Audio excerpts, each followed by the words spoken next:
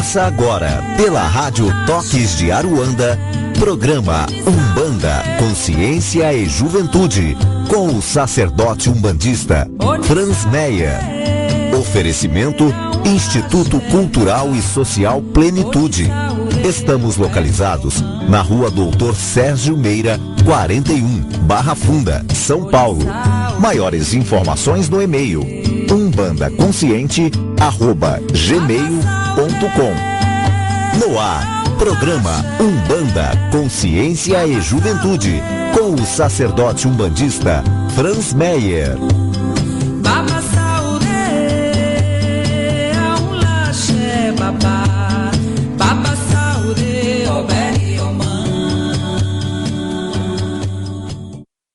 Salve, salve galera, mais uma quarta-feira, dia 30/7, agradeço a Deus por mais essa oportunidade. Vamos falar um pouco de espiritualidade, um pouco de Umbanda. Aqueles que quiserem mandar as suas sugestões para programas, as suas perguntas, entre ali na nossa página no Face, o CJ, Umbanda Consciência e Juventude, dê suas sugestões, ou pelos e-mails umbandaconsciente@gmail.com ou instituto.plenitude@gmail.com, tá certo? Recentemente a gente fez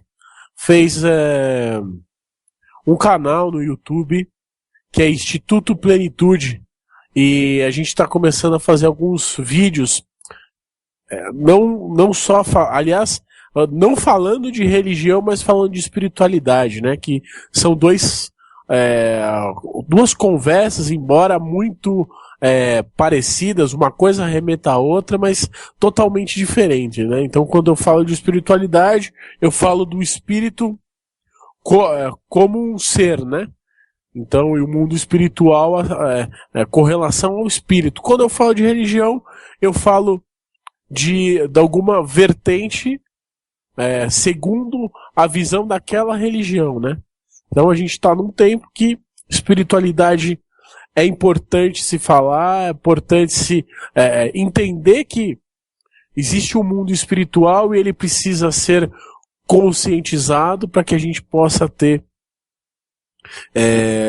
um equilíbrio, uma consciência de nós mesmos, né? Talvez até a coisa religiosa, o ambiente religioso comece a abordar aí quem eu sou, né, quanto espírito, porque muitas religiões aí, a nossa Umbanda, muitas vezes a gente se preocupa em falar de religião, de doutrina, de teologia, que é perfeito, mas às vezes a gente esquece de falar de nós quanto espíritos, né? Então, para que a gente está aqui? Por que a gente está fazendo determinadas coisas? Por que de repente a gente tem uma necessidade de conhecer uma religião que entende o espírito como fundamental?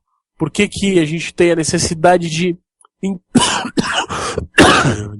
entender as virtudes divinas e quanto virtudes humanas, né? Então as virtudes divinas em relação ao espírito.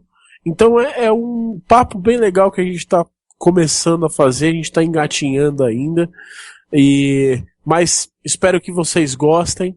Quem quiser ver na nossa página, Umbanda Consciência e Juventude, tá lá, Papo Espiritual. A gente já teve 2 vídeos, né? Então, toda quarta-feira a gente vai publicar alguma coisa nova aí para que vocês possam assistir, conhecer um pouco da nossa filosofia de vida, né? Não é nem no trabalho espiritual, mas é uma forma de levar a vida aí.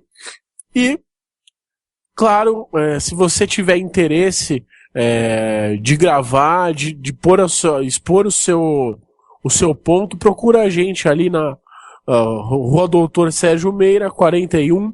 De terça-feira é onde a gente faz as gravações, onde a gente tem o grupo de estudos espirituais. Então, aqueles que tiverem interessados, de terça-feira, a partir das 8 horas, tá certo? Gente, Outra coisa, dentro do Instituto a gente abriu alguns braços de terapias. Então, esse fim de semana, o nosso irmão Flávio, ele fez a nossa consagração no Reiki. Então teve um grupo que fez o Reiki nível 1. E a partir daí a gente já tinha um ambulatório para pessoas do espaço, mas a gente está abrindo agora para fora. Então aqueles que quiserem receber a energia Reiki, pode comparecer ao espaço na quarta-feira. Esse trabalho é de quarta-feira, a partir das 7 horas da noite. Então você vai lá, vai ser atendido pela dona Carmen e a Letícia, que estão fazendo, e o nosso grupo de estudo vai começar também a atender com mais pessoas, né? E você que de repente é reikiano, que gostaria de participar do trabalho, procure aí de quarta-feira. Elas são as coordenadoras do grupo desse dia, mas de terça-feira o Flávio tá lá, ele é o nosso iniciador e também é uma pessoa integrante da casa. Então aqueles que quiserem, fiquem à vontade aí. Fora, o que você precisa levar para participar desse trabalho de Reiki? Esse trabalho de Reiki, por enquanto, nós estamos pedindo a contribuição de 1 quilo de alimento, uma roupa ou material de higiene pessoal. Por quê? Vou lembrar uma história que a gente contou na rádio aí do David. Aconteceram algumas coisas nesse caminho. Então, naquela primeira vez que a gente conseguiu direcionar ele para um lugar, ele não gostou, acabou saindo, tá certo? E recentemente, aí vai fazer quase uma semana que ele encontrou, a gente estava numa busca de encontrar um lugar que ele se sentisse bem, para que ele pudesse, de certa forma, ser tratado para as pessoas, ter um aconchego, e ele se achou. Então nós temos no grupo aí o Maurício, que é um médium da casa, e ele conheceu esse lugar e a gente começou direcionamos o Davi para lá, fizemos os trabalhos e ele aceitou a casa e está super bem. Só que tem um porém. A casa, assim como toda casa de caridade, precisa de ajuda. Então, para ele foi com as roupas do corpo. A gente já tem um trabalho onde a gente recolhe alimentos, a gente recolhe roupas aí, e a gente ofereceu para eles, mas não é o suficiente. Então, aqueles que quiserem participar do Reiki ou da gira de sexta-feira, que a partir das 7h30 a gente está distribuindo as fichas, se puderem, se não for pesar aí para vocês, separa uma roupa velha. A gente está no frio, então, para você ter uma noção, o David tem uma calça jeans e uma camiseta e um chinelo, né? Então a gente já montou uma outra estrutura. A casa vai adotar essa instituição onde ele está também, além do orfanato que a gente já ajudava, mas está precisando. Então, você que sentir que no seu coração pode fazer uma doação aí, a gente agradece com muito amor, com muito carinho, e é claro que fazemos votos que para você vem em dobro. Ele é um excelente menino, é uma pessoa que, se vocês forem, por exemplo, na sexta-feira, onde ele pode sair de lá, então ele vem acompanhado com o Maurício, que é esse médium da casa, que é padrinho dele, e ele sai de lá e vai tocar e volta para esse lugar com o Maurício. Vocês vão conhecer ele na nossa Curimba. Ele é um garoto muito especial para nós, tá certo? Então tem mais esse trabalho. Fora isso, nós estamos abrindo inscrições pro tratamento de coaching. Então, aqueles que quiserem fazer o tratamento de coaching. Coaching é uma terapia que visa a organização do comportamento, né, para atingir os resultados. Então essa terapia também é de quarta-feira. Então aqueles que quiserem se inscrever, mande um e-mail para umbandaconsciente@gmail.com para a gente selecionar os horários que a gente tem para vir atender vocês. Tá certo? Então, por favor, aqueles que quiserem, só entrar em contato com a gente. Tá certo? Então, feito os comunicados, vamos ter de novo uma outra turma de Reiki, que a gente está fechando data, que vai ser um fim de semana também. Então, aqueles que quiserem também, vai ter em breve, vamos ter na página o Reiki. E a apometria, né? Que estamos fechando aí turmas para apometria, para que você consiga desdobrar, mexer com o seu ancestral espiritual, mexer com o seu polo magnético negativo, aquilo que de certa forma vem te travando, que vem te dando alguma complicação, né? É um complemento do trabalho espiritual de Umbanda, mas é uma coisa bem legal porque esse trabalho você não necessariamente precisa ser incorporante. Então você tem dois tipos de médium. Você tem o médium que é o incorporante, que traz aquela consciência negativada, aquela consciência que está de certa forma atrapalhada, e você tem um médium doutrinador que é muito importante, que é o médium que vai dar os comandos apométricos, que vai dar a consciência para que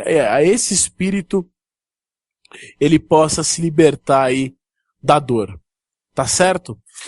Antes de começar o assunto de hoje, eu vou responder uma pergunta. A pergunta do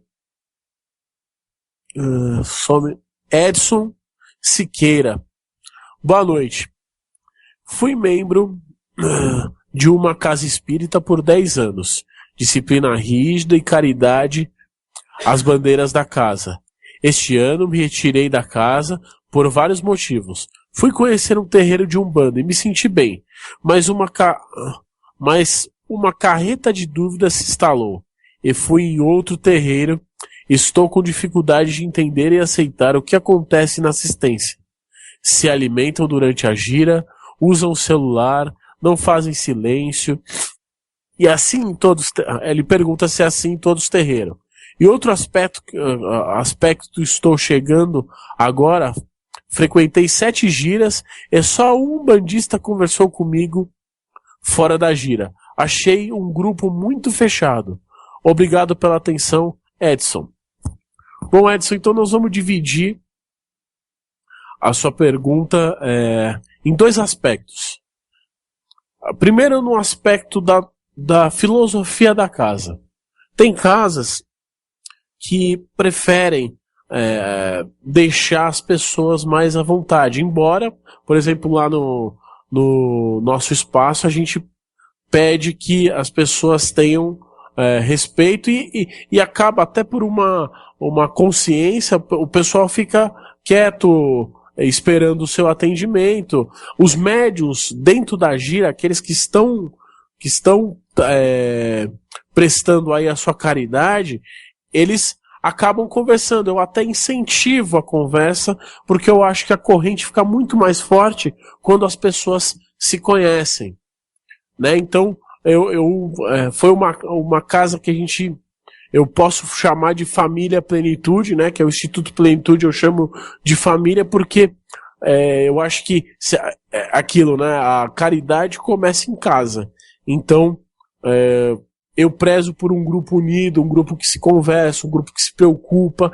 E assim, embora tenham algumas doutrinas, algumas coisas a ser seguidas, alguns protocolos, para que a gira gire em harmonia, tem uma liberdade por conta dessa consciência que as pessoas dentro da gira precisam se conhecer, precisam no mínimo se respeitar para que a gira fique mais formosa. É o ponto de vista meu, da nossa casa. Se um dia você quiser conhecer, entre no nosso site, o CJSP e veja aí o endereço lá e você vai conhecer de sexta-feira o nosso grupo. Quanto à assistência, o barulho da assistência, vai de casa para casa. Eu não vou aqui falar que está errado, que está certo, porque são doutrinas diferentes. A casa espírita é uma doutrina, uma rigidez diferente. Por exemplo, a minha noiva, Fabi, ela veio de casa espírita, ela ficou 20 anos em casa espírita, e com toda a doutrina do Pentateuco de Kardec, com toda a doutrina e estilo trejeito espírita, e ela também sentiu esse choque quando entrou no terreiro de Umbanda, né? Então, e aí foi conscientizado que é outra dinâmica, até porque dentro do terreiro do centro espírita, as pessoas, pelo menos da onde a gente conheceu, da casa onde a gente conheceu, as pessoas não tinham muita oportunidade de falar.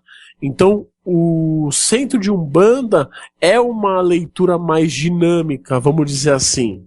No centro espírita, geralmente, você entra, você toma um passe, aí você escuta uma palestra, de repente tem aquelas assistência dos médicos espirituais, que fazem ali o seu passe, o que eles chamam de cirurgia espiritual, né? E você volta para casa. No terreiro de Umbanda, as pessoas vão com uma outra necessidade, elas vão com uma necessidade de falar, elas vão com uma necessidade de serem escutadas. Então é natural que você encontre terreiros, por exemplo, que deixem as pessoas à vontade. Mas isso não significa que a casa ou o trabalho é prejudicado. Com relação a um grupo fechado de Umbanda, ou dentro do grupo ser fechado, é aquilo que eu falei. Eu já frequentei casas que o grupo era extremamente fechado. Então, por exemplo, e até vai um pouco do arquétipo do sacerdote responsável, né? Porque aquele altar tem ali as irradiações divinas, tem ali o seu, que influenciam no sacerdote, do jeito do sacerdote levar os seus trabalhos. Então, por exemplo, se você pega uma casa que o sacerdote é de Ogum, é uma casa mais rígida, é uma casa mais ordenada, porque essa é a irradiação divina de Ogum perante a coroa daquele sacerdote. Mas, por exemplo, se você pega uma casa com irradiação de Oxalá, é uma coisa mais tranquila com relação à rigidez, né? Tem a doutrina, mas por Oxalá ser cétrico, por Oxalá entender vários pontos de vista, né? E estar em vários pontos de vista, o filho de Oxalá, né? É capaz que a casa seja um pouco mais liberal nesse assunto, né? As pessoas geralmente, e outra, as casas de Umbanda, a gente sabe como é difícil sustentar e manter uma casa espiritual aí. A gente não tem muitos incentivos da prefeitura, né? Então a gente tem que se virar, né? Então a casa, ela depende, por exemplo, de um bazar, ela depende de uma cantina. Então, é natural que a casa abra, por exemplo, para vender algumas coisas, para que durante a gira consiga também tirar aí o valor da luz, o valor do aluguel da casa, de repente. Médium espírita, eu já entrei como umbandista, foi lá onde começou. Lá o pessoal pedia doações. A casa espírita, ela tem um perfil de pedir doações, inclusive em dinheiro, para manter. Um umbandista não. Então o umbandista, ele se sustenta com o bazar, que se ele tiver, ele se sustenta com a mensalidade dos médiuns, né? E com a cantina. Então é natural que as pessoas tenham essa necessidade de estar comendo aí e ter uma cantina onde você tem no mesmo ambiente pessoas comendo e pessoas fazendo trabalho espiritual. E eu acho que isso não interfere na qualidade do trabalho, até porque a gente, uma vez que a gente está ali trabalhando, a gente não está ali para julgar, né? Então, é uma coisa que o Caboclo das Sete Encruzilhadas nos passa aí, entendeu? Mas conheça sim casas de Umbanda, hoje tem bastante casa legal aí para que você conheça, dependendo de onde você mora. Venha conhecer a nossa casa também, a gente tem um grupo muito jovem. E se você quiser, é aquilo, né? Se você quiser conversar com alguém dentro de uma casa, peça licença com humildade pro pai de santo, pra corrente. Eu tenho certeza que aonde você for, que você pedir a licença e mostrar o interesse em aprender de Umbanda, acho que as pessoas vão ensinar. Até porque hoje em dia o perfil talvez esteja mudando, né? Então você vê muitos jovens dentro da Umbanda, né? Tem um trabalho da espiritualidade em cima dos jovens muito forte, tanto que muitos terreiros, você vê sacerdotes aí na faixa de 25 a 38 anos, né? Já conduzindo seus trabalhos há um tempo. Eu, por exemplo, eu tenho o trabalho desde os 21. Então é natural que o povo jovem se agregue mais, né? Então você vê, por exemplo, se você for uma casa antiga, você ainda vai ter o ritual antigo, e talvez alguma coisa mais reservada, mais um molde espírita que você está acostumado. Mas é uma questão de adaptação, tá certo? Então, espero ter respondido a sua pergunta e faço o convite para que você visite aí o nosso trabalho, tá bom, Edson? Obrigado. Axé, que Oxalá ilumine os seus caminhos aí. Gente, fazendo a comparação do terreiro novo, do terreiro antigo, eu lembro que quando eu frequentava o terreiro, quando eu frequentava de pequeno com meu pai, existiam muitos rituais que caíram, por exemplo, hoje em dia a gente não faz tanto. Por exemplo, um ritual de cruzamento. São poucos os terreiros que fecham, por exemplo, nos seus médios, os pontas de lança ou os médios da casa, depende do tipo de terreiro. Se é um terreiro escola, vão ter os pontas de lança aí. Se for um terreiro templo, uma tenda, vão ter os médios da casa, que fecham para fazer o cruzamento, por exemplo, na época da quaresma, né? Ou então, existem algumas casas que tampavam os altares nessa época, ou que tampam os altares quando vem a esquerda, e é tudo muito silencioso, né? Então, são fundamentos muito válidos, mas o porquê? A pergunta é, o porquê que isso hoje mudou, né? Então, veja só, antigamente a gente tinha pouquíssima coisa falando de Umbanda de fato. Então os terreiros eram fundamentados, você entendia que era um terreiro de Umbanda quando tinha algumas entidades características, que eram os pretos velhos, os erês e os exus, né? Então o médium, o sacerdote da casa ou os médios incorporavam preto velho, exu e erê, era uma casa de Umbanda. Só que o fundamento geralmente vinha ou com o fundamento espírita. Então você via aberturas, por exemplo, sem atabaque, com rezas. No nosso caso, na minha vivência, eu vivenciei aberturas com atabaque e vivenciei aberturas com a leitura do Livro dos Espíritos, a leitura do Livro dos Médiuns, a oração a prece de Cáritas, né? Então era uma coisa muito apegada ao lado espírita da coisa. Então os processos, os períodos católicos eram muito respeitados. Você vê hoje, por exemplo, que numa tenda espírita ainda é muito respeitado, e eu não conheço tenda espírita que não se respeite, por exemplo, os dias católicos, né? É uma vertente religiosa, é somada dentro do grupo e é para ser respeitada, né?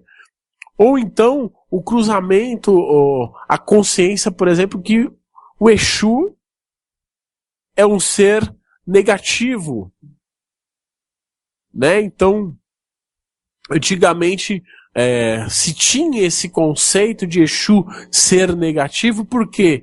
Porque o espírita ele começava, o terreiro ele começava a cultuar Exu, e Exu ele expõe o emocional do médium, e as estátuas de Exu não ajudam, até hoje, não ajudam muito se fazer uma imagem certa de Exu, né? Então a gente vê estátuas com chifre, com rabo, com patas, né, de animais, e isso é um arquétipo que se foi formando, né? Então se você pega, por exemplo, compara uma pessoa que cultua Arcanjo Miguel, que vê que o Arcanjo Miguel está com os pés na cabeça de um endemoniado, ou um demônio, vamos por assim, e você pega uma estátua de Exu, a semelhança é muito grande. Então, é natural que a gente tenha aí algumas casas que ainda tem esse sincretismo, né? Mas é aquilo, geralmente são as mais antigas ou aquelas que tocam dois tipos de trabalho. Hoje é muito comum a gente ter casas de Umbanda que tocam em algum dia, ou tocam candomblé, e aí, para que possa fundamentar os orixás que na Umbanda não explicam, ou estão misturados aí.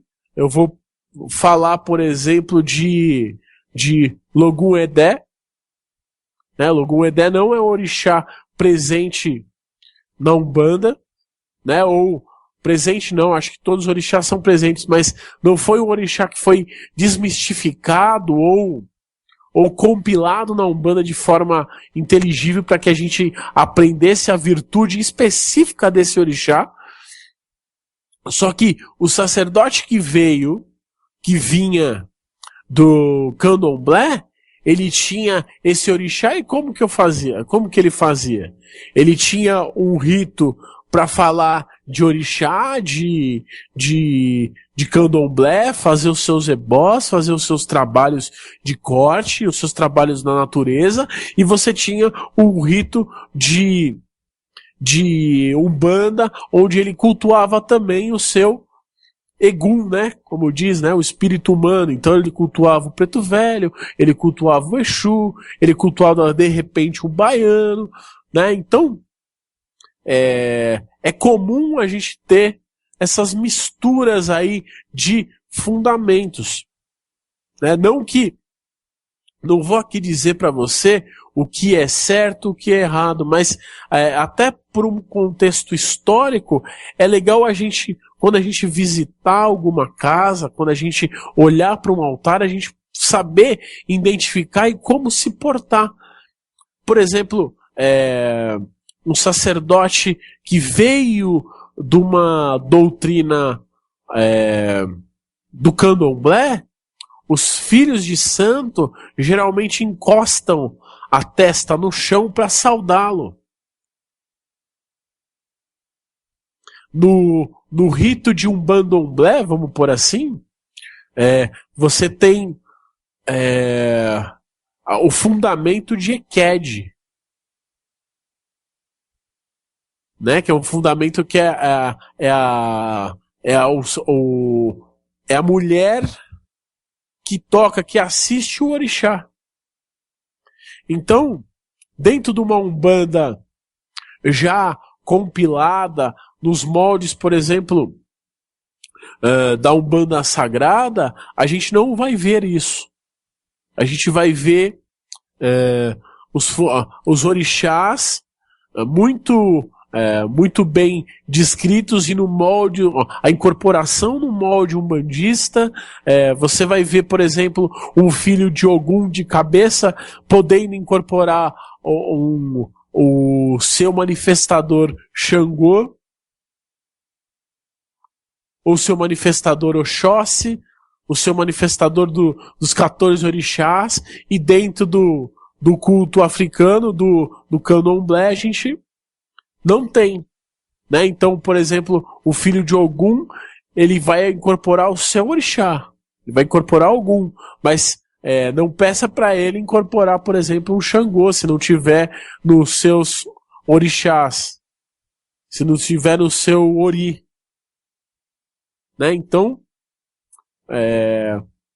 por que isso? A espiritualidade, ela tinha uma grande dificuldade de fundamentar, uma grande dificuldade não, mas uma necessidade de fundamentar os manifestadores do orixá nas virtudes divinas. Então, se você ia para o candomblé, você falava das lendas dos orixás. Então, do lado humano, né? Porque o candomblé acredita que os orixás um dia estiveram encarnados. Então, eles acreditam nas lendas dos orixás, né? Então, Ogum brigando com Xangô por Yansan, Ogum brigando por Iemanjá, né? Então, eles acreditam que isso realmente aconteceu, até por conta do contexto histórico da nação, né? Então, cada nação tinha um orixá, e esse orixá conduzia aquela aldeia em cima daqueles princípios, daquele rito, né? Então, para você ter noção, se você estava num culto de Nanã, você não poderia utilizar nada que tivesse metal. Porque Nanã tinha uma rixa com Ogum. Né? Já na Umbanda, você não tem isso. Você tem tudo isso como virtude divina. Esses fundamentos, por exemplo, no Espiritismo, você não incorpora Exu. É muito raro as casas que incorporam Exu, as casas que vieram da doutrina espírita, por conta do linguajar. Então, eles acreditavam que o fato de expressar, então o Exu, de vez em quando, ele usa um linguajar mais chulo. Ele fala um palavrão. É normal, mas para a doutrina espírita, o linguajar chulo não é aceito, embora o contexto que os nossos Exus passam, tem pessoas que escutam e pessoas que ouvem, né? Então quem ouve pensa que é o linguajar, é o jeito chulo, mas quem escuta entende que o contexto é primoroso, o contexto é divino, né? Desses nossos guias. Mas no sacerdote que cultua a Umbanda e veio de uma vertente espírita, ele não vai aceitar. E é natural. Isso não quer dizer que os guias, essa presença divina desses guias Exus, desses trabalhadores não estejam trabalhando ali. Eu já vi, particularmente falando, na casa espírita, um Exu vindo no molde de um médico. E ele fala, ele utiliza as palavras que aquelas pessoas conseguem entender. E olha que interessante para a gente parar e pensar o mundo espiritual.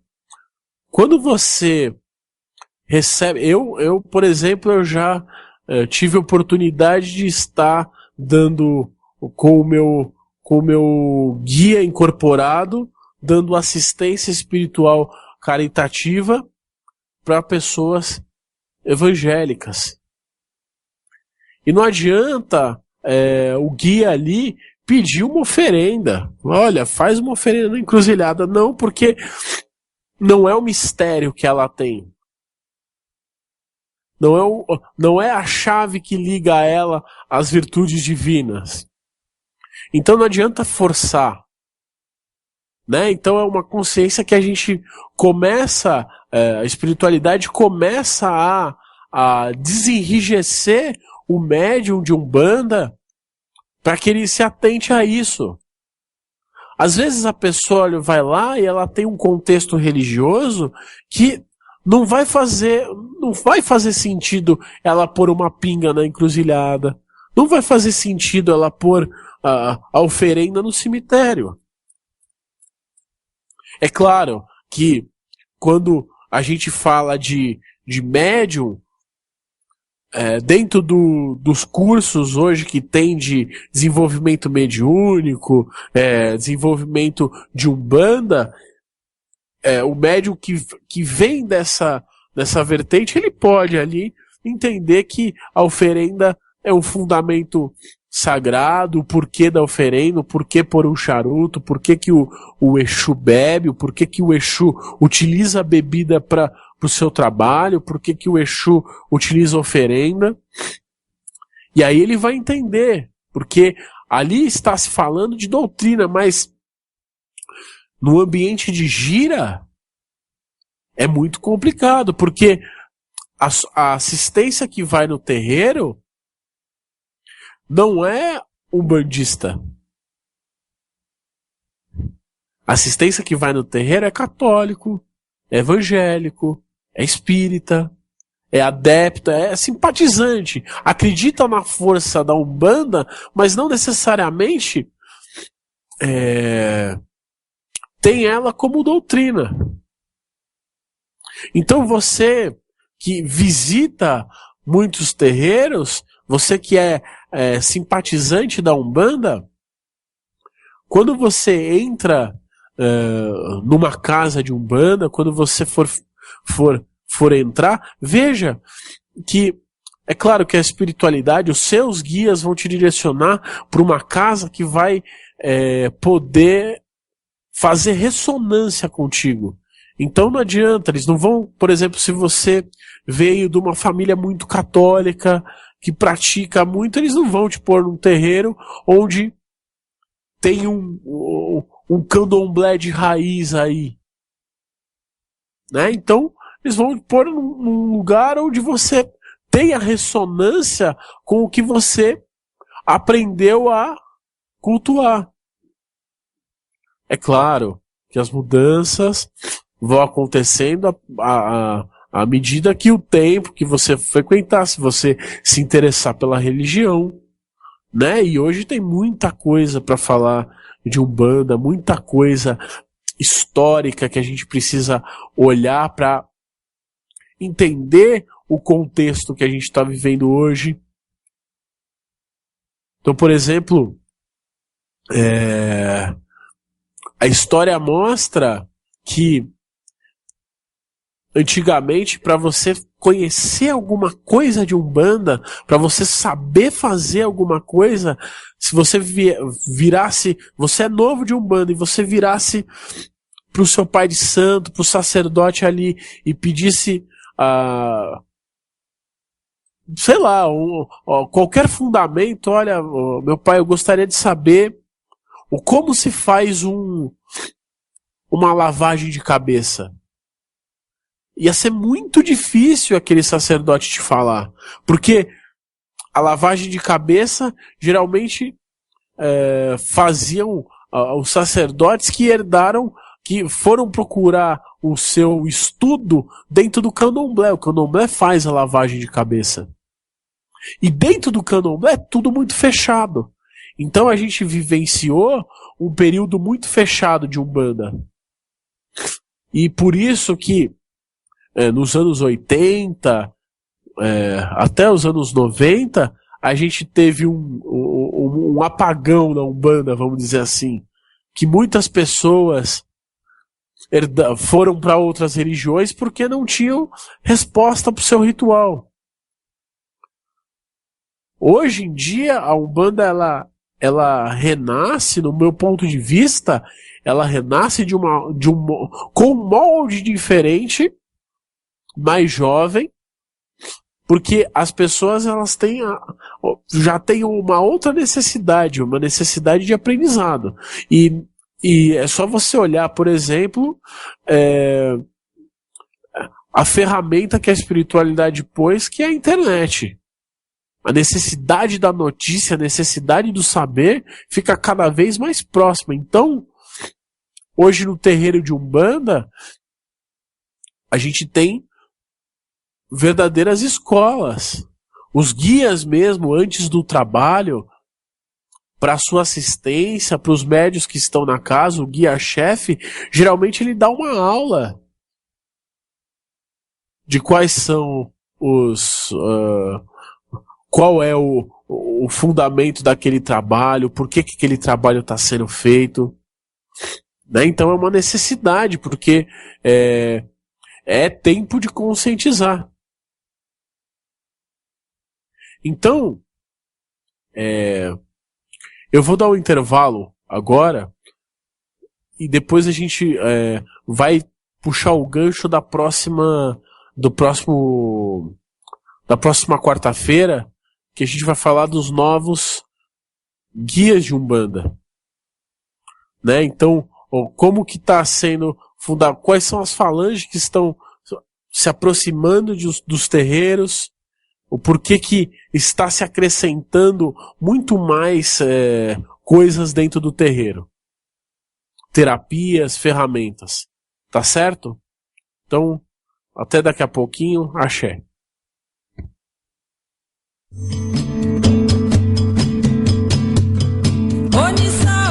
Está no ar, pela Rádio Toques de Aruanda, programa Umbanda, Consciência e Juventude, com o sacerdote umbandista Franz Meyer. Oferecimento Instituto Cultural e Social Plenitude.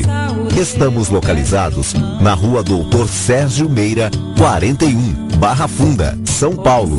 Maiores informações no e-mail umbandaconsciente@gmail.com. No ar, programa Umbanda, Consciência e Juventude, com o sacerdote umbandista Franz Meyer. Voltamos em instantes.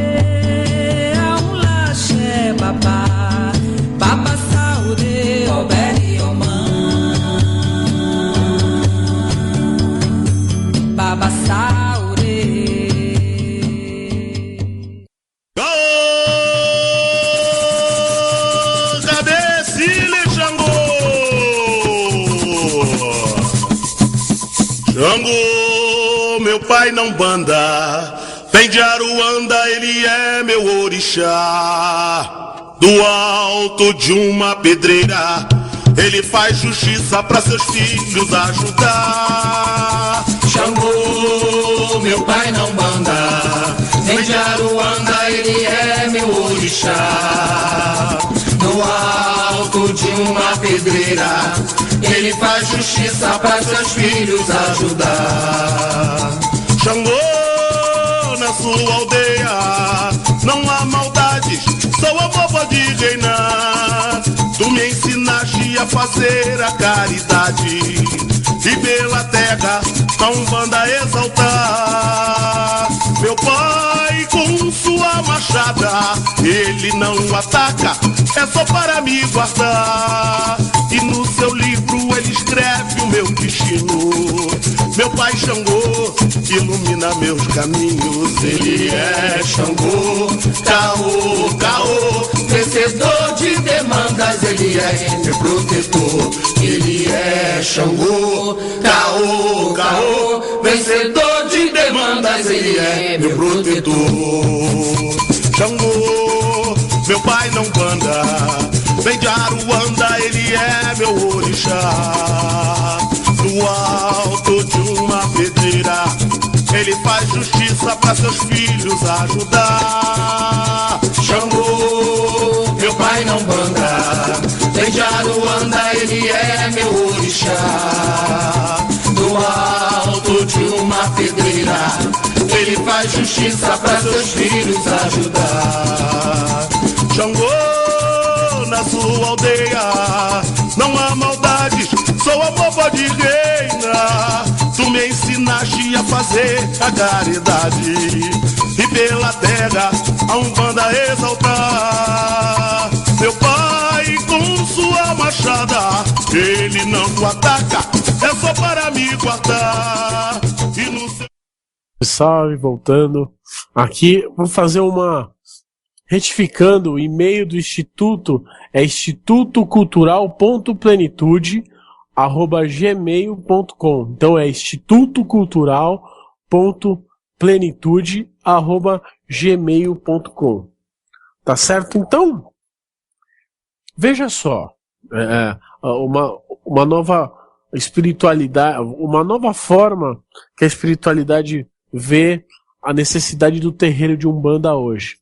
Antigamente, embora soubessem a importância do Ogã, né, aqueles que vieram da vertente do Candomblé, a importância do Cambono, né, então eu estou falando dentro do Candomblé, essas duas bases são importantíssimas, né?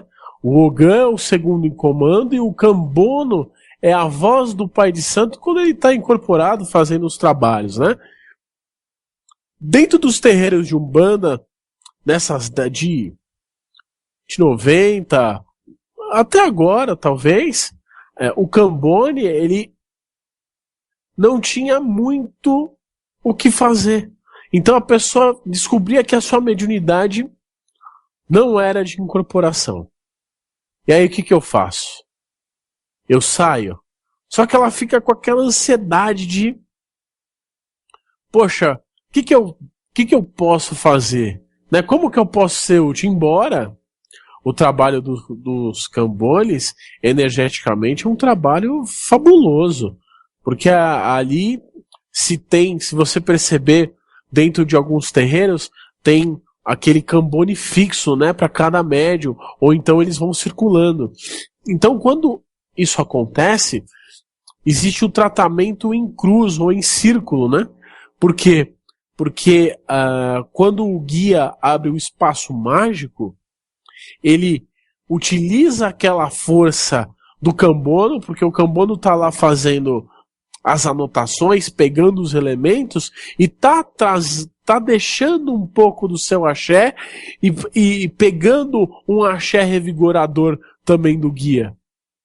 Então, quando o assistido vai pro atendimento, existe um triângulo ali sendo trabalhado. Então, não só a função que de repente entender o que o guia está falando, tem alguns guias que trazem uma forma mais típica de falar, de se portar, né? Então o Cambone geralmente ele dá as instruções certas para que o assistido ele consiga entender o seu tratamento, entender o que o guia fala, mas energeticamente o Cambone faz um grande trabalho, porque ele entende-se que porque o Cambone está lá, ele também está preparado para doar o seu trabalho. Então, o guia geralmente ele se utiliza daquela força, daquele elemento sétuplo, que é o nosso elemento do corpo, aquela vontade do guia, para dar potência no seu trabalho. Então, além do espaço mágico, tem a questão do Cambone fazendo esse papel. Lá no Instituto, assim como em algumas casas, a gente tem agora por que se foi formado um curso, uma turma de Reiki? Para que eles possam trabalhar dentro e sentir o trabalho, né, dentro do terreiro. Então, muito terreiro, de forma talvez equivocada, acham que o Kambono só está ali para fazer anotações. E o Kambono, ele é muito importante, tanto energeticamente, para a organização da gira, né? Porque é ele que direciona as pessoas, mas energeticamente no trabalho em si, na hora do atendimento. E a gente implantou o Reiki com uma outra ferramenta para que o Kambono se sinta aplicando também essa energia de cura, essa energia purificadora pelas mãos. Então, as ferramentas que estão sendo colocadas, eu falo pelo Instituto, então a gente tem a ferramenta de Reiki, a gente tem um terapeuta que ele não trabalha incorporado, ele trabalha intuído, ele trabalha inspirado, que ele faz a sua terapia de coaching aí no circuito da gira, né? Porque às vezes precisa do lado profissional. Por que isso? Porque para que a pessoa não ache que tudo é espiritual. Então, tem muitas pessoas que vão no terreiro e falam assim: olha, minha vida não está funcionando, não estou indo para frente porque me demandaram, porque eu tenho uma carga, porque eu tenho isso. E às vezes o guia, essa pessoa já voltou 10 vezes, o guia já tirou tudo que podia e vê que aquela questão, aquela pessoa é uma questão de consciencial, uma trava consciencial. O guia, ele faz um trabalho consciencial espiritual, mas à medida que se põe a consciência que existe um terapeuta ali, trabalhando de forma prática aquela limitação, aquele limite, a pessoa se volta para ela. Hoje a gente tem, graças a Deus, casos de pessoas que, em conjunto com o terapeuta que está lá, ela consegue ter uma consciência, conseguiu atingir os resultados, né? De organizar as suas metas. Porque o trabalho espiritual hoje, ele vai, no meu ponto de vista, ele vai além do passe energético, da oferenda e dos trabalhos em cima da magia de Umbanda. Então, as pessoas têm uma necessidade muito grande, pelo menos no Instituto, de forma prática do dia a dia, entender qual é a postura. Então a gente põe essas terapias, tanto a terapia do Reiki, que vai aliviando os chakras, vai dando um lado de abertura de consciência, quanto a terapia do coaching, para que seja um complemento da pessoa olhar para ela, né? Então é muito importante isso. Então hoje o Instituto Plenitude, ele vem agregando ferramentas, e agora a gente agrega, a gente já tinha um grupo de apometria, né? Tem um grupo de apometria, só que a gente precisa implementar. Então a gente vai abrir mais essa mão, porque tanto o médium que tem a mediunidade de incorporação, quanto o médium que não tem, que tem uma mediunidade muito forte de intuição, e às vezes dentro do terreiro de Umbanda, do trâmite da gira, ele não consegue dar valor, porque ele queria estar lá incorporado, ele queria estar lá ajudando, né? Uma legítima vontade de estar lá ajudando. Tá certo que algumas pessoas são ego, mas não vem ao caso. Então, a gente implementa essas ferramentas para que cada um se encontre, né? Então, aquele que não incorpora, que tem uma boa intuição, trabalha com apometria. É por isso que hoje a gente fala de uma umbanda não só para médiuns girantes.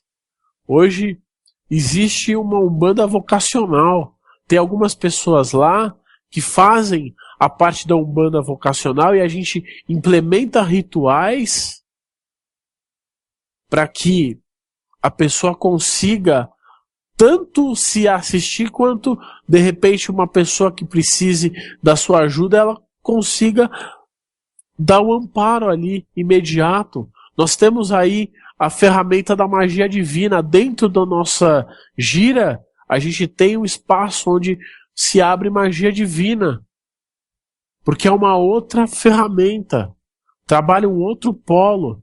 Então, é natural que o perfil do grupo, da espiritualidade que assiste o grupo, vá acrescentando. Então, a intenção da espiritualidade, quando eu passo para vocês, talvez menos coisas de Umbanda que vocês gostariam e mais coisas acerca do espírito, é porque a Umbanda como ferramenta é magnífica, mas o primeiro ensinamento dela é muito importante, que é nenhum renegar, aprender com os que sabem mais, ensinar com os que sabem menos. Esse é o primeiro ensinamento da Umbanda. Então você que não incorpora, você que não acha que você está fazendo um trabalho que gostaria de estar lá incorporado, que de repente já entrou num terreiro e a pessoa fala assim, olha, você não é umbandista, você não precisa ficar aqui, e sente, mas ainda assim sente afinidade com os orixás, sente afinidade com a doutrina de Umbanda. Pense que os guias espirituais não são propriedade de ninguém.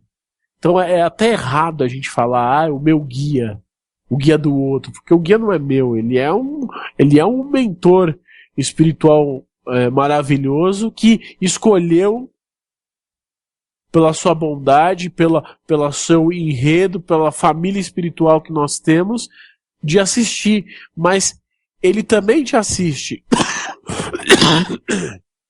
Perdão. Ele também te assiste, ele também está aí. É só você descobrir a chave que você tem para utilizar dele em seu trabalho. Tá bom? Então, esse é o perfil que eu acredito que venha tá muito presente nos dias de hoje nas casas. É legal, a Umbanda tem fundamento sim, é preciso preparar, mas é preciso olhar a espiritualidade de uma forma ampla e agregar cada vez mais ferramentas para que o espírito se sinta em paz, para que a gente possa se sentir em paz e se sentir útil para a espiritualidade. Tá certo? Então, não vamos mais separar, vamos somar para que a gente possa multiplicar o nosso trabalho. Tá certo? Então, vocês que... Tiago Silva, eu recebi o seu e-mail, a gente vai entrar em contato com você sobre o curso de apometria. Aqueles que quiserem fazer também, fiquem à vontade, mas não limite a sua espiritualidade, não limite a sua luz, acrescentem mais coisas, que vai ser bom para todos nós e você vai conseguir se sentir em paz. Tá certo? Um grande abraço, axé e até quarta-feira.